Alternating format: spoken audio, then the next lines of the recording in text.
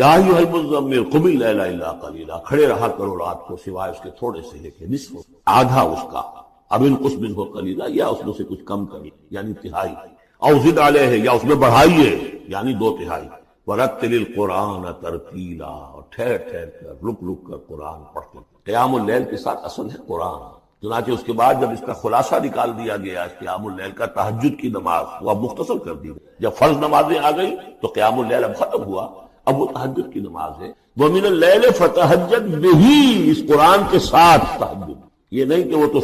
یاد ہی نہیں قرآن تو چند صورتیں ہیں وہ 8 رکعتیں پڑھی اور پھر بیٹھ گئے کسی اور طرح کے ذکر میں، وہ تہجد قرآن کے ساتھ، اس کے لیے قرآن یاد کرو۔ رتل القرآن ترتیلا، ترتیل کہتے ہیں ٹھہر ٹھہر کر ایک لفظ پر غور کرتے ہوئے قرآن کو پڑھنا۔ انا سنلقی علیک قولا ثقیلا، ہم ان قریب آپ پر ایک بہت بھاری بوجھ ڈال دیں۔ اس سورہ مبارکہ کی ابتدائی آیات جو ہیں غالباً 9، یہ تیسری وحی ہے جو محمد عربی صلی اللہ علیہ وسلم، اور جو چوتھی وحی آئے گی وہ سورہ مدثر میں ہے، جس میں حکم ہے تبلیغ کا، وہ بھاری وزن آنے والا ہے آپ کے کاندھے پر، اب آپ کو تیاری کریں۔ تیاری کیا ہے؟ اگرچہ آپ پہلے سے معراج انسانیت پر فائز ہیں، تاہم اس بار نبوت اور کار رسالت کی ذمہ داریاں اٹھانے کے لیے ابھی آپ کو کچھ اور ریاضت کرنی پڑے گی۔ راتوں کو کھڑے رہے، قرآن کو اپنے اندر جذب کریں۔ ان ناشئۃ اللیل ہی اشد وطئا واقوم قیلا، یقیناً رات کا یہ جاگنا یہی تو ہے کہ جو خوب مضبوط ہے، مؤثر ہے نفس کو کچلنے میں، وہ اقوام قیلا، اور جو قول ہوتا ہے وہ بھی سیدھا ہوتا ہے، سکون ہے، اطمینان ہے، اس وقت آپ کے اور رب کے درمیان کوئی نہیں۔ ان لک فی النہار سبحا طویلا، دن کے اوقات میں تو آپ کے لیے بڑی مشقت ہے، مصروفیت ہے۔ کبھی کوئی آیا کہہ گیا یہ تو مجنون ہے، اب آپ کے دل میں کدورت ہو گئی پیدا، کچھ نہ کچھ تکدر پیدا ہو گیا۔ رات کو کچھ نہیں ہے، آپ ہے اور آپ کا رب ہے۔ واذکر اسم ربک وتبتل الیہ تبتیلا، اپنے رب کا نام جپا کرو اور بالکل ہر طرف سے کٹ کر اسی کے ہو جائے، تبتل اس کو کہتے ہیں۔ لیکن یہ کہ بے ہما اور باہما سب کے ساتھ رہو، سمجھیے اپنے آپ کو جیسے قیامت کے دن کھڑے ہونا ہے اکیلے، کوئی ساتھ نہیں آئے گا، نہ بیٹا نہ بیٹی، نہ بیوی نہ شوہر، نہ باپ نہ ماں، کچھ۔ یہ ہر شخص یہ ایک انڈیویجویلٹی ہے، اس کی اپنی ایک شخص، لیکن دعوت کے لیے، تبلیغ کے لیے آپ تو لوگوں کے ساتھ رہیں، لیکن آپ کے ذہنی رشتے، توقعات، امیدیں، دوستیاں، قلبی رشتے کٹ جانے چاہیے، سب سے کٹ کر صرف اللہ کے ساتھ رہیں۔ رب المشرق والمغرب، وہ تو رب ہے مشرق کا بھی مغرب کا بھی، لا الہ الا ہو، اس کے سوا کوئی معبود نہیں، فاتخذہ وکیلا، بس اسی کو پکڑ لیجئے اپنا جو ہے کارساز۔ واصبر علی ما یقولون واہجرہم ہجرا جمیلا، اور جو کچھ یہ کہہ رہے ہیں اس پر صبر، یہ مجنون کہہ رہے ہیں، شاعر کہہ رہے ہیں، ساحر کہہ رہے ہیں، صبر۔ واہجرہم ہجرا جمیلا، ان سے تعلق منقطع کیجئے لیکن خوبصورتی کے ساتھ، لٹ مار کے علیحدہ نہیں ہونا ہے، قالوا سلاما، علیحدہ بھی ہونا ہے، وَإِذَا خَاطَبَهُمُ الْجَاهِلُونَ قَالُوا سَلَامًا، خوبصورتی ہے، تاکہ آج یہ بات نہیں سن رہے تو کل دوبارہ ان سے ملنے کا موقع ہو، تاکہ بات کی جا سکے۔ یہ بالکل ابتدائی دور کی بات ہے۔ پھر وہی بات آگے، ذرنی، مجھے چھوڑیے، ذرنی والمکذبین اولی النعمہ، چھوڑیے مجھے اور یہ جو جھٹلانے والے ہیں، جو بڑی نعمتوں کے اندر ہم نے ان کو رکھا ہے، اولی النعمہ، ہم نے ان کو کھانے پینے کو دیا، اولاد دی، بڑی سی جائیداد دے دی، وَمَهِّلْهُمْ قَلِيلًا، اور اے نبی ذرا انہیں کچھ دیر مہلت دیجیے، جلدی نہ کیجیے، وَلَا تَعْجَلْ عَلَيْهِمْ، یہ بھی ہم پڑھ چکے ہیں، ان پر جلدی نہ کیجیے، مَهِّلْهُمْ قَلِيلًا، آخری پارے میں بھی آ جائے گا سورۃ آیہ، مَهِّلْهُمْ أَمْهِلْهُمْ رُوَیدًا، تو ان کو ذرا مہلت دیجیے۔ إِنَّا لَدَيْنَا أَنْكَالًا وَجَحِيمًا، ہمارے پاس ان کے لیے بیڑیاں ہیں، آگ ہے، وَطَعَامًا ذَا غُصَّةٍ، کھانا وہ ہے کہ جو حلق میں اٹک جائے گا، زقوم میں منہ ماریں گے، وَعَذَابًا أَلِيمًا، اور دردناک عذاب۔ یہ جا رہے ہیں کشا کشا ادھر، لیکن یہ کہ ابھی ہمیں وہ اجل مسمى جب آئے گی اس وقت تک کے لیے ہم انہیں مہلت دیں گے، ان کی رسی دراز کریں۔ یوم ترجف الارض والجبال وکانت الجبال کثیبا مہیلا، جس دن کے کانپے گی زمین بھی اور پہاڑ بھی لرزیں گے، اور ہو جائیں گے پہاڑ جیسے ریت کے پھسلتے ہوئے تودے، جیسے آپ نے سینڈ ڈیوز دیکھے ہوں گے، وہ پھسل رہی ہے ریت ادھر سے ادھر، یہ پہاڑ کوہ ہمالیہ یہ بھی اس طرح کا تودا بن کے اور پھسل کر اور سب برابر ہو جائے گا، لا عوج فیہ ولا امتا، نہ کوئی ٹیڑھ رہے گا، نہ کوئی موڑ ہوگا، نہ کوئی اور، سیدھی چٹیل در۔ انا ارسلنا الیکم رسولا، دیکھو لوگو اے قریش، ہم نے تمہاری طرف اپنا رسول بھیج دیا ہے، شاہدن علیکم، شاہدن علیکم، جو تم پر گواہ بنے گا، یہاں تمہیں گواہی دے گا اپنے قول اور اپنے عمل سے حق کی، اور وہاں تمہارے خلاف کھڑا ہوگا، اے اللہ میں نے ان کو پہنچا دیا تھا۔ کما ارسلنا الی فرعون رسولا، جیسے کہ ہم نے بھیجا تھا فرعون کی طرف بھی اپنا رسول حضرت موسیٰ علیہ السلام. فعصا فرعون الرسول، تو فرعون نے بھی رسول کی یعنی حضرت موسیٰ کی معصیت کی، ان کا نافرمانی کی. فاخذناہ اخذا وبیلا، تو ہم نے پکڑ لیا اس کو بڑا وبال والی پکڑ. فکیف تتقون ان کفرتم، اب اگر تم کفر کرو گے تو تم کیسے بچ جاؤ گے؟ فرعون نہیں بچا، قوم نوح نہیں بچی، قوم عاد نہیں بچی، قوم سمود نہیں بچی، قوم شعیب نہیں بچی، عمورہ اور صدوم کی بستیاں نہیں بسی، تم کیسے بچ جاؤ؟ فکیف تتقون ان کفرتم یوما یجعل الولدان شیبا، اس دن جس دن کا کہ جو دن کے بوڑھوں بچوں کو بوڑھا کر دے، قیامت کا دن، اس کے شدائد، اس کی سختی. السماء منفطر بہ، آسمان اس کے ساتھ پھٹ پڑنے کو، یعنی وہ ثقلت فی السماوات والارض، وہ کہیں باہر سے تو نہیں آئے گی، وہ قیامت وہی نہیں، آسمانوں اور زمین کے اندر جو ہے وہ اسی میں انہیرنٹ ہے. السماء منفطر بہ، آسمان پھٹ جائے گا. کان وعدہ مفعولا، اور اللہ کا وعدہ پورا ہو کر. ان ھذہ تذکرہ، یقیناً یہ یاد دہانی ہے، تذکرہ ہے، نصیحت ہے. فمن شاء اتخذ الی ربہ سبیلا، تو جو کوئی بھی چاہے وہ اپنے رب کی طرف راستہ اختیار کر لے، سیدھا راستہ ہے، صراط مستقیم ہے. آج ہی بسم اللہ کرو، آج ہی توبۃ النصوح کر کے گھروں میں داخل ہو. اب یہ ہے 19 آیات، لیکن اس کے بعد جو ایک آیت پر پورا رکوع مشتمل ہے، اس کے بارے میں بہت عرصے تک میں بہت پریشان رہا اس کو سمجھنے میں، اور میں حیران ہوں کہ تفاسیر میں کہیں مجھے کوئی اس کے لیے بات نہیں ملی. اتفاقاً ہے کہ میں الاتقان فی علوم القرآن اس کا مطالعہ کرتے ہوئے مجھے حضرت عبداللہ ابن عباس رضی اللہ تعالیٰ عنہ کا ایک قول مل گیا کہ یہ ایک آیت نہیں 2 آیت. یہ روایات ختم ہو گیا، کوئی کہتا ہے کہ یہ 1 سال کے بعد آئی، کوئی کہتا 16 ماہ بعد آئی، کوئی کہتا ہے یہ آیت جو ہے یہ مدنی ہے، کوئی کہتا 11 سال کے بعد، وغیرہ وغیرہ. تو اس حوالے سے یہ کہ سمجھ میں نہیں آتا تھا کہ کیا مسئلہ کیا ہے، اس قدر مختلف آراء کیوں ہیں. تو سمجھ میں آیا کہ یہ 2 حصوں میں آیت نازل ہوئی، لیکن اب اس کو ایک آیت شمار کریں گے جو حضور نے بتایا. ان ربک یعلم انک تقوم ادنی من ثلثی اللیل ونصفہ وثلثہ وطائفۃ من الذین معک. اے نبی، آپ کا رب جو ہے جانتا ہے کہ آپ بھی کھڑے رہتے ہیں تقریباً 2/3 رات اور نصف رات اور رات کا تہائی حصہ، وطائفۃ من الذین معک، اور یہ کہ آپ کے ساتھ بھی جو جماعت ہے ان میں سے لوگ آپ کے ساتھ کھڑے رہتے. واللہ یقدر اللیل والنہار، اللہ تعالیٰ نے ہی رات اور دن کا ایک اندازہ مقرر کیا ہے، یہ مشقت زیادہ دیر نہیں جھیلی. لہذا علم ان تحصوہ، اللہ جانتا ہے، اس کے علم میں ہے کہ تم اس کی پابندی نہیں کر سکتے. فتاب علیکم، تو اللہ نے تم پر نرمی فرمائی، شفقت فرمائی، رحمت کی نظر کی. فقرؤوا ما تیسر من القرآن، تو جتنا آسان ہوا کرے تمہارے لیے، میسر ہوا کرے، یسر آسان، اتنا رات کو پڑھ لیں. علم ان، اب یہاں یہ آیت کا پہلا حصہ ہے کہ جو میرے خیال میں 1 سال بعد یا 11 ماہ بعد، یعنی یہ کہ اب یہ پابندی کی کم سے کم 1/3، اور یہ کہ کوشش کرو کہ آدھی یا 2/3 پابندی جتنا کھڑا ہو سکے آسانی. فقرؤوا ما تیسر من القرآن. بقیہ حصہ جو ہے یہ میرے نزدیک بالکل ہجرت سے متصل قبل نازل، وہ 11 سال والی روایت اس حصے. علم ان سیکون منکم مرضی، اللہ کے علم میں ہے کہ کچھ لوگ ہوں گے تم میں سے جو مریض ہو جائیں، ان کے لیے ممکن نہیں ہوگا قیامت میں. وآخرون یضربون فی الارض یبتغون من فضل اللہ، اور لوگ ہوں گے زمین میں سفر کرنے پر مجبور ہوں گے اللہ کے فضل کی تلاش میں. وآخرون یقاتلون فی سبیل اللہ. اب یا تو یہ حصہ مدنی ہو سکتا ہے جس میں لفظ قتال کا ذکر آ رہا ہے، یا یہ کہ بالکل ہجرت سے متصل قبل، اور لوگ ہوں گے جو اللہ کی راہ میں قتال کریں گے. جب قتال کریں گے دن بھر کی مشقتیں ہوں گی، تو اب رات بھر کھڑے رہنا، 2/3 رات کھڑے رہنا تو ان کے لیے ممکن نہیں ہوگا. فقرؤوا ما تیسر منہ، ایک تو اسی جو بھی تم کر سکو جتنا آسان ہو اتنا پڑھ لیا کرو. وَأَقِيمُوا الصَّلَاةَ وَآتُوا الزَّكَاةَ. اب نماز پنجگانہ کا حکم آ گیا ہے سن 11 میں، جبکہ معراج واقع ہوئی. قیام 5 نمازوں کا، اس کو خالی یہ گویا کہ اب بدل ہے قیام اللیل. رمضان کا معاملہ مستثنیٰ رکھ دیا، 11 مہینے وہ ہے، رمضان اس کام کے لیے ہے کہ یہ شہر رمضان الذی انزل فیہ القرآن، یہ قرآن کے ساتھ اپنے تعلق کی تجدید کا مہینہ ہے. یہاں قیام اللیل ہے، جیسا کہ آیا اس خطبے میں بھی جو حضور کا خطبہ نقل کیا ہے حضرت سلمان فارسی نے، جعل اللہ صیامہ فریضۃ وقیام لیلہ تطوعا.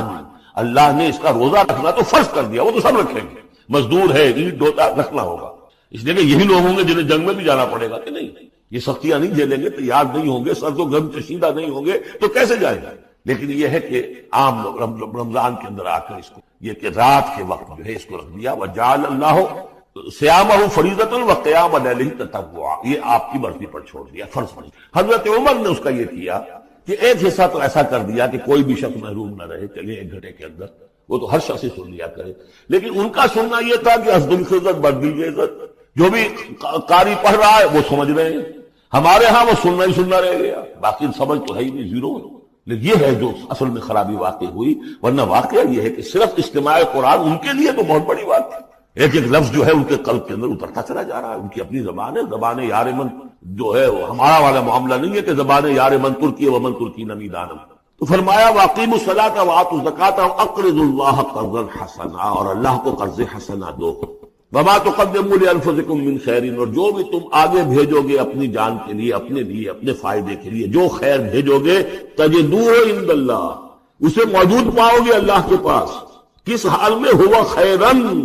وہ بہتر ہوگا اس سے جس حال میں کہ تم نے بھیجا تھا اللہ کے پاس، وہ 700 گنا ہوگا، وہ کس نوعیت کا ہوگا؟ خیرن، اس سے بہتر ہوگا جو تم نے دیا تھا، وہ اعظم اجرا، اور اجر کے اعتبار سے بہت بڑا، وہ مال تو دے گا ہی تمہیں 700 گنا کر کے لوٹا کر دے گا، لیکن اس کے علاوہ اور اجر دے گا اپنے فضل سے، اپنے پاس سے۔ بستغفر اللہ، اور استغفار کرو، ان اللہ غفور رحیم، یقینا اللہ غفور اور رحیم ہے، بخشنے والا ہے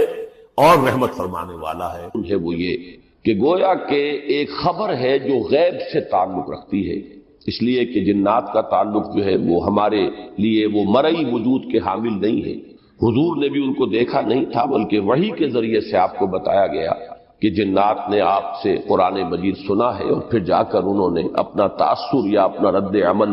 اپنی قوم میں ان الفاظ میں بیان کیا ہے۔ تو اے نبی بتا دیجئے انہیں کہ مجھے وحی کے ذریعے سے یہ اطلاع دی گئی ہے، اور یہ ساری اطلاع در حقیقت جو ہے میں نے وہ آیت مبارکہ پچھلی مرتبہ بھی آپ کو سنائی تھی کہ گویا کہ یہ بتایا جا رہا ہے کہ اے قریش، اے سرداران قریش، اگر تم اس قرآن کی ناقدری کر رہے ہو تو اللہ تعالیٰ کی طرف سے اس کے لیے اور راستے کھلیں گے، نہ صرف انسانوں میں بلکہ جنات میں بھی اس کی تبلیغ ہوگی اور اس کا پیغام پہنچے گا، جیسے کہ ایک مقام پر آیا ہے وَإِن يَكْفُرْ بِهَا هَؤُلَاءِ فَقَدْ وَكَّلْنَا بِهَا قَوْمًا لَيْسُوا بِهَا بِكَافِرِينَ، اگر یہ لوگ اس قرآن مجید کی اور ہمارے نبی صلی اللہ علیہ وسلم کی دعوت کی ناقدری کر رہے ہیں تو اللہ تعالیٰ نے اور قوموں کو اس کے لیے معین کیا ہوا ہے، فَقَدْ وَكَّلْنَا بِهَا قَوْمًا لَيْسُوا بِهَا بِكَافِرِينَ، وہ اس کی ناقدری نہیں کریں گے، اس پر ایمان لائیں گے، اس کی پوری قدر کریں گے اور اس سے پورے طور پر مستفید ہوں گے۔ تو یہ معاملہ نہ صرف انسانوں میں بلکہ جنات تک میں، پس منظر میں تو وہی ہے رد و قدح اور جو کفر اور اسلام کی کشمکش تھی، اور حضور صلی اللہ علیہ وسلم اور آپ کے جو معاندین اور مخالفین تھے سرداران قریش میں سے، ان کے مابین جو کشاکش جاری تھی، اس پس منظر میں پہلی بات تو پہلے رکوع کے حوالے سے بتائی گئی کہ اگر تم لوگ ایمان نہیں لا رہے ہو تو اور ہے اللہ تعالیٰ کی مخلوقات میں سے نہ صرف انسان بلکہ جن بھی جو ایمان لا رہے ہیں اور یہ پیغام پھیل رہا ہے۔ دوسرے رکوع میں وہی جو کشمکش ہے یا کشاکش ہے وہ اپنی پوری شدت کے ساتھ سامنے آتی ہے، اس لیے کہ اس میں پہلا رکوع ختم ہوا اس آیت پر وَأَنَّهُ لَمَّا قَامَ عَبْدُ اللَّهِ يَدْعُوهُ كَادُوا يَكُونُونَ عَلَيْهِ لِبَدًا، کہ جنات نے اپنی قوم کو یہ خبر بھی دی کہ ہم یہ عجیب منظر دیکھ کر آئے ہیں کہ اللہ کا بندہ یعنی محمد صلی اللہ علیہ وسلم جب کھڑے ہوتے ہیں اور مسجد حرام میں کھڑے ہوتے ہیں، اللہ کے گھر میں کھڑے ہوتے ہیں اس کو پکارنے کے لیے، اس سے دعا کرنے کے لیے، نماز پڑھنے کے لیے، تو وہ جو قریش ہیں مکے کے رہنے والے لوگ وہ ان کے اوپر ہجوم کرتے ہیں، پل پڑتے ہیں، ٹوٹ پڑتے ہیں، گویا کہ وہ ٹکا بوٹی کر دیں گے۔ یہ نقشہ دیکھ کر آئے ہیں، تو یہی در حقیقت پس منظر میں ہے پورے دوسرے رکوع کے کہ اے نبی ان سے کہہ دیجئے، جیسا کہ آپ دیکھ رہے ہیں وہ کچھ یاد بھی ہوگا آپ کو، قل انما ادعو ربی ولا اشرک بہ احدا، اے نبی کہہ دیجئے ان سے میں تو اپنے رب ہی کو پکارتا ہوں، میں ہرگز اس کے ساتھ کسی کو شریک نہیں کروں گا۔ یہ سارا انداز جو ہے یہ گویا کہ بہت ہی فرملی اپنے موقف پر مضبوطی سے جم کر ان کی مخالفت سے بے پرواہ ہو کر ان کو ان کے کان کھول دیجئے، انہیں سنا دیجئے کہ میں نے تو یہ راستہ اختیار کیا توحید کا، انما ادعو ربی ولا اشرک بہ احدا قل انی لا املک لکم ضرا ولا رشدا۔ باقی یہ کہ تم اگر کہتے ہو کہ میں عذاب کیوں نہیں لے آتا، اور اگر تمہاری طرف سے مطالبہ ہوتا ہے تمسخر کے انداز میں کہ اگر تم واقعی اللہ کے رسول ہو، ہم نے تمہاری تکذیب کی ہے، ہم نے تمہاری توہین کی ہے، تو عذاب کیوں نہیں آتا؟ تو فرما دیجئے مجھے کوئی اختیار حاصل نہیں ہے، نہ میں تمہاری ہدایت پر قادر ہوں کہ تمہیں ہدایت دے دوں، اور نہ میں تمہارے لیے کسی نفع کسی نقصان کا مجھے اختیار حاصل ہے۔ قل انی لن یجیرنی من اللہ احد ولن اجد من دونہ ملتحدا، کہہ دیجئے اے نبی کہ میرا تو ایک فرض منصبی ہے، الا بلاغا من اللہ ورسالاتہ، یہ تبلیغ اور اللہ کے پیغامات کو تم تک پہنچا دینا یہ فرض منصبی ہے، یہ مجھے ہر صورت ادا کرنا ہے۔ تم رد کرتے رہو، استہزاء کرتے رہو، تبصر کرتے رہو، مذاق اڑاتے رہو، جو چاہو کرو، تم میرے خلاف کوئی اقدام کرو، تم مجھے کوئی نقصان پہنچاؤ، جو چاہو کرو، لیکن مجھے تو بہرحال اپنا یہ فرض جو ہے ادا کرنا ہے، اس لیے کہ اس کے بغیر اگر بالفرض یا بفرض محال اگر میں اس فرض کی ادائیگی میں کوتاہی کروں یا اس سے دستکش ہو جاؤں تو پھر مجھے اللہ کی پکڑ سے بچانے والا کوئی نہیں ہوگا، اور کہیں مجھے کسی جگہ پر سر چھپانے کے لیے اور پناہ لینے کے لیے جگہ نہیں ہے۔ یہ پورا انداز بتا رہا ہے کہ بہت ہی یہاں چونکہ وہ کشاکش کی شدت کا منظر ہے، لہذا یہاں 4 مرتبہ قل یہ کہہ دیجئے، یہ بھی کہہ دیجئے، ان کے کان کھول دیجئے، اس بات کی وضاحت بھی کر دی۔ یہ تو ان 2 رکوعوں کے مضامین کے درمیان جو ایک اسلوب کا فرق ہے، پس منظر اگرچہ ایک ہی ہے، وہی کشاکش، وہی تصادم، وہی رد و قدا، لیکن پہلے رکوع میں صرف ایک خبر دی جا رہی ہے کہ تم اگر ایمان نہیں لا رہے ہو، میری مخالفت پر کمر کسے ہوئے ہو، تو دیکھو اللہ تعالیٰ نے مجھے اطلاع دی ہے وحی کے ذریعے سے کہ جنات کی ایک جماعت نے قرآن سنا اور وہ اس درجے قدردان ہوئے اس کلام کے کہ فوراً وہ اپنے قوم کے پاس گئے، انہوں نے اعلان کیا کہ ہم نے تو ہدایت کے راستہ جو ہے اس کو اختیار کر لیا ہے، ہم شرک کے اندر مبتلا تھے، ہم طرح طرح کے مغالطوں میں مبتلا تھے، ہم ان سب سے تائب ہو کر اب توحید کے راستے کو ہم اختیار کر رہے ہیں۔ تقابل کرو ذرا، سائملٹینیس کنٹراسٹ، کہ یہ حال ان کا ہے اور وہ حال تمہارا ہے، اور دوسرے میں وہ جو کشاکش ہے جیسا کہ میں نے عرض کیا بہت شدید ہے۔ البتہ ایک اور نقطہ جو میں نے عرض کیا تھا وہ یہ کہ جیسے کہ اور بہت سے مقامات پر اس کی مثال ہے، ایک خاص کلام میں اللہ تعالیٰ کی طرف سے بھی تضمین آ جاتی ہے۔ چنانچہ پہلے رکوع میں ساری گفتگو جو ہے وہ جنات کی چل رہی ہے، 19 میں سے 17 آیات جو ہیں وہ جنات کی گفتگو کی گویا کہ اطلاع پر مشتمل ہے کہ یہ بات انہوں نے کہی، یہ بات انہوں نے کہی، اور یہ بھی کہا، اور یہ بھی کہا، اور یہ بھی کہا۔ البتہ 2 آیات درمیان میں آئی ہیں، وہ 2 آیتیں جو ہیں وہ تضمین ہے اللہ تعالیٰ کی طرف سے۔ نمبر 1 یہ کہ وَلَوِ اسْتَقَامُوا عَلَى الطَّرِيقَةِ لَأَسْقَيْنَاهُم مَّاءً غَدَقًا، جب جنات کا یہ قول نقل ہوا کہ جو لوگ ایمان لے آئیں گے، اسلام کے روش اختیار کریں گے، تو انہوں نے تو گویا کہ کامیابی کی راہ تلاش کر لی، کامیابی انہوں نے حاصل کر لی۔ وَأَمَّا الْقَاسِطُونَ فَكَانُوا لِجَهَنَّمَ حَطَبًا، اور یہ جو ناانصافی کرنے والے وہ تو جہنم کا ایندھن بن کر رہے ہیں۔ اب یہاں ان کے قول کے ساتھ ہی اللہ تعالیٰ نے مزید اضافہ کرتے ہوئے تضمین فرمائی وَأَلَّوِ اسْتَقَامُوا عَلَى الطَّرِيقَةِ لَأَسْقَيْنَاهُم مَّاءً غَدَقًا، اگر یہ لوگ اس شاہراہ پر قائم رہتے۔ میں نے پہلی مرتبہ پچھلے درس میں اس میں مجھ سے غلطی ہوئی ہے کہ میں نے جب اشارہ کیا تھا کہ یہ الگ طریقہ سے مراد الف لام عہد کا ہے یہاں پر، اور یہاں پر ظاہر بات ہے کہ وہ محفوظ جو ہے جس چیز کا ذکر کیا جا رہا ہے وہ عہد الست ہے۔ وہاں میری زبان سے نکل گیا تھا کہ جو ارواح انسانی سے بھی لیا گیا تھا الست بربکم قالوا بلا،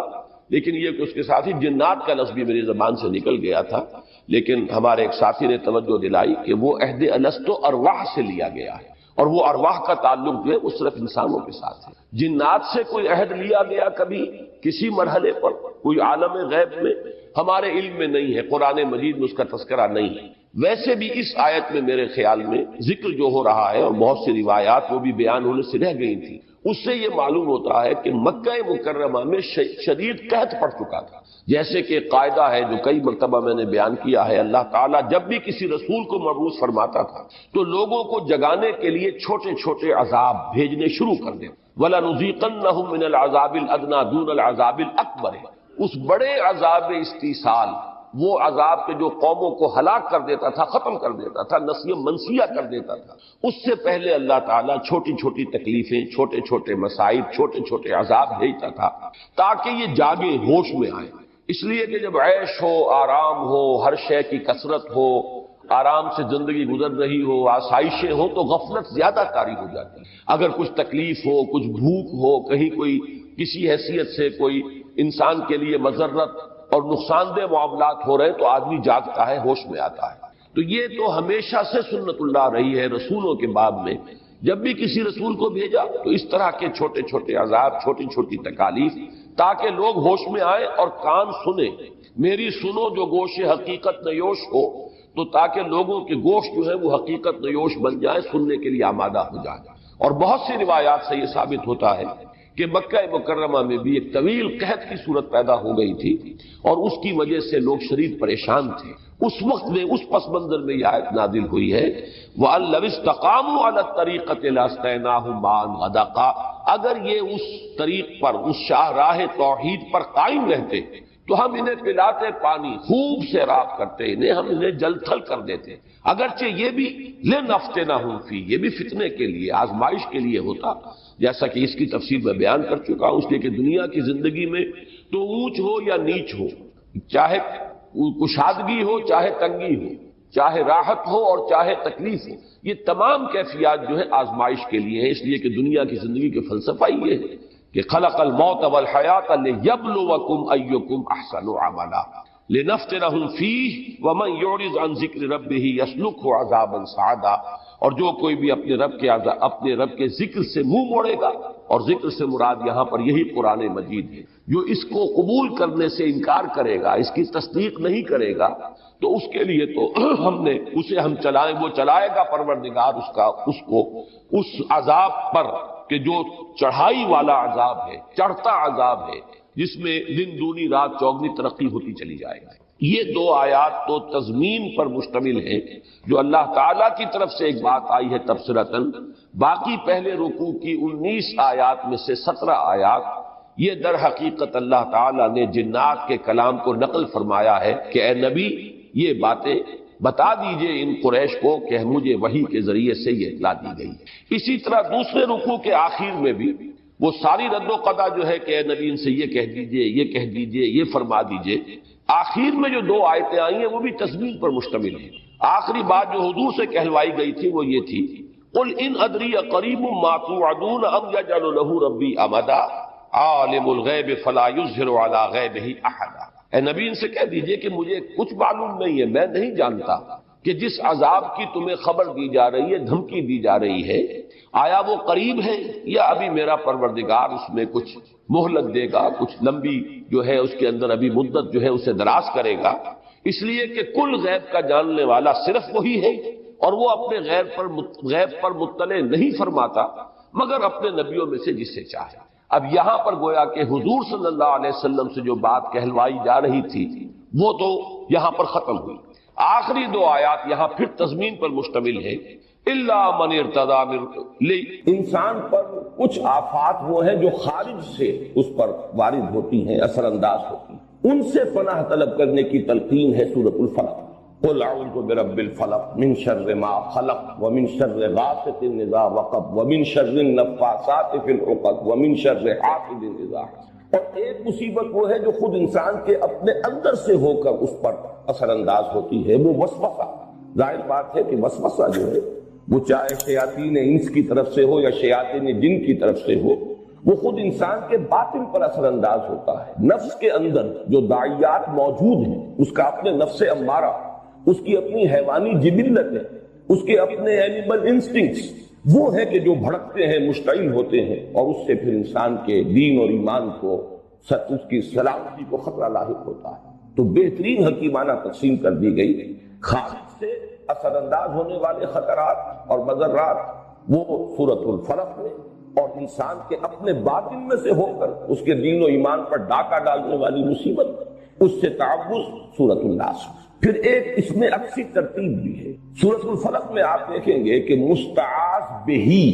جس کی پناہ طلب کی جا رہی ہے، وہ صرف ایک آیت میں آیا قل اعوذ برب الفلق، جبکہ مستعاذ من ہو اس کے لیے 4 آیتیں، اور شر کے لفظ کی گردان اب شروع ہوئی ہے من شر ما خلق ومن شر غاسق اذا وقب ومن شر النفاثات فی العقد ومن شر حاسد اذا حسد۔ اس کے برعکس ریسیپروکل نسبت ہے، یہ عکسی ترتیب ہے۔ سورۃ الناس میں 3 آیتیں ہیں کہ جن میں مستعاذ بہ، قل اعوذ برب الناس ملک الناس الہ الناس، اور مستعاذ منہ صرف ایک ہے، اگرچہ آیات 3 ہیں لیکن شر کا لفظ ایک ہی مرتبہ آیا ہے، من شر الوسواس الخناس الذی یوسوس فی صدور الناس من الجنۃ والناس، آخری 2 آیتیں اسی کی تشریح پر مشتمل ہیں، ورنہ مستعاذ منہ صرف ایک ہے، مستعاذ بہی اگرچہ ذات باری تعالیٰ اپنی جگہ پر تو اکیلی ہے، تنہا، قل هو اللہ احد، لیکن اس کے ساتھ انسانوں کی 3 نسبتیں نمایاں کی گئیں، قل اعوذ برب الناس ملک الناس الہ الناس، اس کے بعد مستعاذ من صرف ایک آیت پر مشتمل یا ایک شرط، یہ ہے وہ ریسیپروکل نسبت جو عام طور پر قرآن حکیم کی جو صورتیں جوڑوں کی شکل میں ہوتی ہیں ان کے مضامین میں بالعموم پائی جاتی ہیں۔ اس کے ضمن میں ایک بہت ہی حسین نکتہ ہے جو امام راضی نے بیان کیا ہے کہ واقعہ یہ ہے کہ انسان پر جو مصائب یا جو شرور اثر انداز ہوتے ہیں خارج سے، اس کا سارا اثر انسان کے جسم اور جان پر ظاہر ہوتا ہے، جبکہ انسان پر جو شیطان کی وسوسہ اندازی کا اثر ہے وہ در حقیقت اس کے دین و ایمان پر ڈاکہ ڈالتا ہے۔ لہذا مستعاذ بہی جو ہے اس کے ساتھ بہت زیادہ تعلق کی ضرورت ہے، بہت مضبوط ربط کی تعلق ہے، اس لیے ضرورت ہے، اس لیے کہ شیطان کا یہ وسوسہ جو انسان کے دین و ایمان کے لیے خطرہ ہے، اس کے لیے جب پناہ طلب کرنے کی تلقین کی گئی تو قل اعوذ برب الناس ملک الناس الہ الناس، اس میں یہ تکرار میں جو زور ہے وہ واقعتاً ادھر اشارہ کر رہا ہے کہ یہ ہے اصل جو مصیبت ہے، اور یہی وجہ ہے اور یہ توازن ہے بڑا حسین کہ وہاں 4 شرور اور یہاں ایک شر، لیکن اس اعتبار سے یہ برابر ہے کہ وہ جتنے مضرتیں ہیں وہ انسان کے جسم و جان پر کسی مصیبت یا تکلیف کی شکل میں اثر انداز ہوتی ہیں، جبکہ یہ مصیبت جو ہے اس کے دین و ایمان پر ڈاکہ ڈالنے والی ہے، جس سے کہ اس کی ابدی زندگی جو ہے حیات اخروی اسے خطرہ لاحق ہے۔ تیسری تمہیدی بات ان صورتوں کے بارے میں زمانہ نزول سے متعلق ہے، اگرچہ سلف میں بھی رائے موجود ہے کہ یہ دونوں صورتیں مکی ہیں، اور ہمارے اس دور کے مفسرین میں سے مولانا مودودی صاحب نے بھی اس رائے کو قبول کیا ہے، لیکن اکثر مفسرین کا اس پر اجماع ہے کہ یہ صورتیں مدنی ہیں، اور اس کے ضمن میں خاص طور پر ایک صحیح حدیث صحیح مسلم میں جو موجود ہے حضرت عقبہ بن عامر رضی اللہ تعالیٰ عنہ سے، میرے نزدیک وہ فیصلہ کن ہے، اس لیے کہ ان کا قول یہ موجود ہے کہ جس رات یہ صورتیں نازل ہوئیں، اور حضرت عقبہ ابن عامر انصاری ہیں، یہ ہجرت کے بعد ایمان لائے ہیں، بلکہ غالباً سن 7 میں یہ ایمان لائے ہیں، وہی سن جو حضرت ابو ہریرہ کے ایمان لانے کا سن ہے۔ تو جس رات کی آیات صورتیں نازل ہوئی ہیں اور ایک ہی شب میں نازل ہوئی ہیں، بیک وقت نازل ہوئی، اور یہ بات بھی خاص طور پر جوڑے ہونے کے اعتبار سے قابل غور ہے، قابل توجہ ہے کہ بیک وقت نازل ہوئی لیکن جوڑے کی شکل میں نازل ہوئی، ان کو ایک جوڑے کی صورت دے کر نازل کیا گیا، حالانکہ اس پورے مضمون کو کسی ایک صورت میں بھی جمع کیا جا سکتا۔ تو صبح کے وقت حضور نے فرمایا حضرت عقبہ ابن عامر سے رضی اللہ تعالیٰ عنہ کہ کیا تم نے دیکھا آج جو مجھ پر آیات نازل ہوئی ہیں، الفاظ میں حضور کے الم ترى آیات انزلت اللیلۃ لم یری مثلہن، ویسی آیات اس سے پہلے کبھی نہیں دیکھی گئی، اور حضور کا یہ معمول بھی ہمارے علم میں ہے کہ آپ اس سے پہلے مختلف آپ سے دعائیں منقول ہیں تعوذ کی، مختلف الفاظ میں آپ اللہ تعالیٰ کی پناہ طلب کیا کرتے تھے مختلف آفات سے، لیکن جب یہ صورتیں نازل ہو گئی تو پھر آپ نے اپنی بقیہ تمام دعاؤں کو ترک کر کے صرف انہی دونوں صورتوں کو معمول بہی بنا لیا، انہی کے ذریعے سے تعوذ، اس لیے کہ اب یہ جامع ترین کلمات ہیں، لم یری مثلہن، ان جیسی تو آیات دیکھی ہی نہیں گئی۔ پھر یہ کہ ثانوی طور پر اس چیز کو تقویت پہنچاتی ہے یہ بات بھی کہ حضور صلی اللہ علیہ وسلم پر جو جادو کیا گیا اجمالاً اس کی روایات صحیحین میں موجود ہیں، بخاری اور مسلم دونوں، اگرچہ تفصیلات اس کی ان روایات میں ہیں کہ جو دوسری کتابوں میں ہیں، جو درجہ دوم کی کتابیں ہیں شاہ ولی اللہ دہلوی رحمۃ اللہ علیہ کی تقسیم کے مطابق، لیکن اصولاً یہ بات طے ہے کہ حضور پر لبید ابن عاصم نے جادو کیا، اس جادو کے کچھ اثرات بھی عارضی طور پر آپ پر ظاہر ہوئے، اور ان صورتوں کی نزول کا یہ بھی ذکر آتا ہے کہ در حقیقت اسی جادو کے اثرات کو زائل کرنے کے لیے اللہ تعالیٰ کی طرف سے یہ 2 صورتیں ہیں جو حضور کو تلقین فرمائی گئی، اس سے بھی اس چیز کو تقویت حاصل ہوتی ہے کہ یہ صورتیں مدنی ہیں۔ اب آئیے ہم سورۃ الناس کا مطالعہ شروع کرتے ہیں۔ معوذتین کے بارے میں ایک بات اور نوٹ کر لیجیے، اور یہ میں نے سورہ اخلاص کے درس کے ضمن میں عرض کی تھی کہ ان دونوں کا تعلق ایک جوڑے کی شکل میں یہ دونوں صورتیں ہیں، قل اعوذ برب الفلق قل اعوذ برب الناس، اور دونوں کا ایک بڑا معنوی اور گہرا ربط ہے سورہ اخلاص کے ساتھ، اور سورہ اخلاص کے ساتھ یہ جڑی ہوئی ہیں لفظ الصمد کے حوالے سے، قل هو اللہ احد اللہ الصمد۔ اور صمد کے لفظ کے اگرچہ بہت سے معنی بیان ہوئے ہیں، مختلف تعبیرات کی گئی ہیں، لیکن جس چیز پر کہ تقریباً اجماع ہے، صمد وہ ہستی ہے جس کی طرف رجوع کیا جائے پناہ کے لیے، مدد کے لیے، جس کی پناہ حاصل کی